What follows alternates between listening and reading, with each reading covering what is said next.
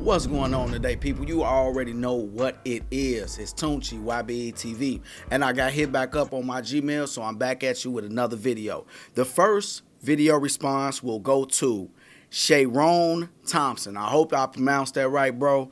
You sent me a question and you said, do you know any companies that will hire a felon?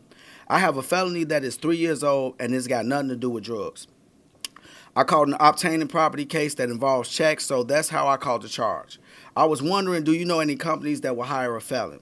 Just got my CDL. I was thinking of owner-operator side. That's where I want to be, and does a felony hurt me in becoming an owner-operator? Yes and no, bro. Like, it does cut you away from a few companies. Like, number one, you're not going to be able to haul military freight. So, that's but that don't matter. Most people don't get into it. Most people don't do it.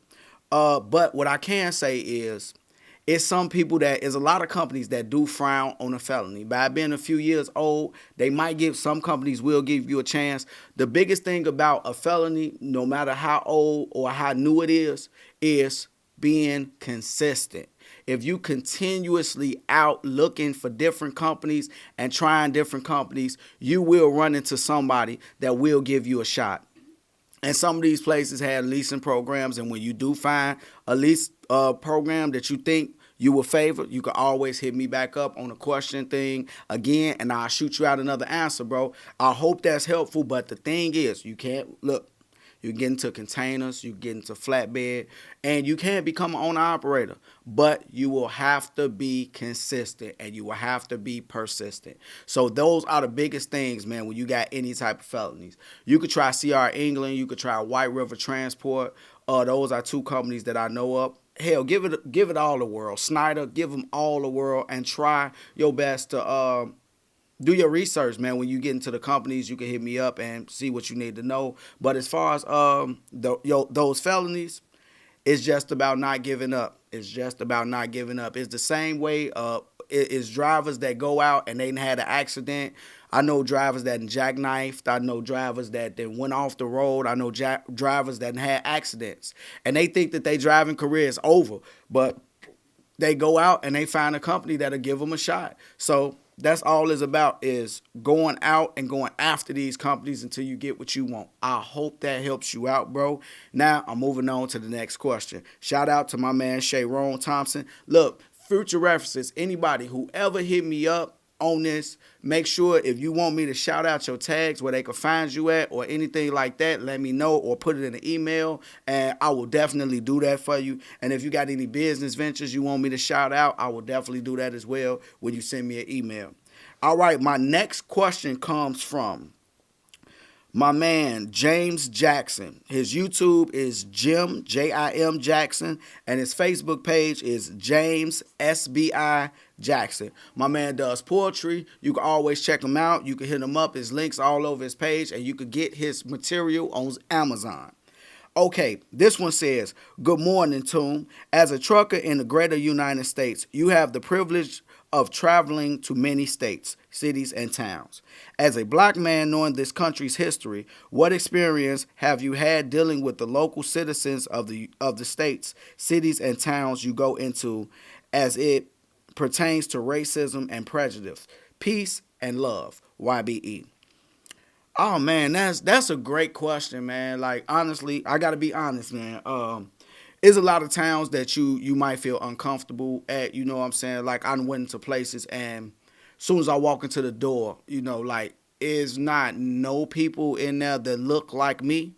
And then when you get it, and everybody turn around and they just looking at you, and you like, okay, like, do y'all look at everybody that walked through the door? So and then it turns from somebody glancing into somebody staring.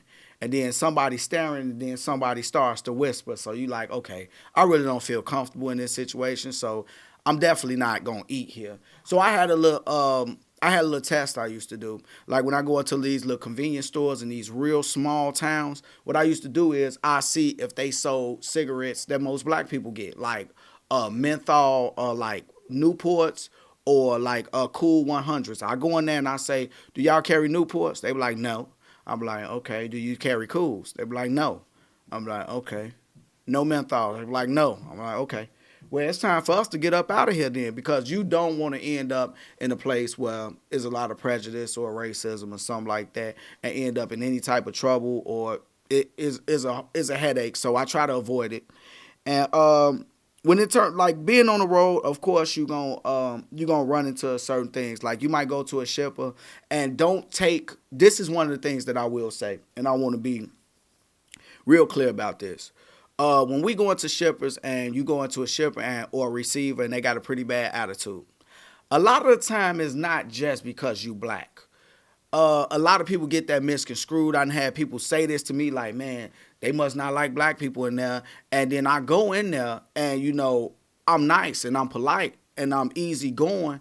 And, you strike a smile on this person and they give me a door. And I go out and the other guy sitting out there fussing and arguing because he went up to the window being an asshole. So sometimes, a lot of these truck drivers, man, they got bad attitudes. They've been cranky. They've been in their truck all day. So they go up to these people having an attitude, and the first thing they want to do is blame it on race. Oh, they racist. They prejudiced. And that goes the other way. Like a white guy might have a black person at the window. Oh, maybe because I'm not a brother. But quit being an asshole, man. Go up there and treat these people with respect, because a lot of truck drivers got attitude. So don't be the fifth person to that day that came up to them being an asshole. And you won't have to blame prejudice sometimes. Some people are just prejudiced. Some people might be racist, and to each his own. It don't really bother me. Like, whatever. I'm in, I'm out, and I keep it moving, and I do my job. So that's the only thing I can say about that. I hope that was helpful to both people that sent me some. And shout out again to my man Jim Jackson. And you can follow him again on YouTube at JimJackson and Facebook JamesSBIJackson. So you already know, and you already know the slogan. If you don't want to end up in the box, think outside of it. YB. Drug dealing and killing is going on in my town. It don't take a killer to kill or a driller to drill. See, just being yourself is the definition of real.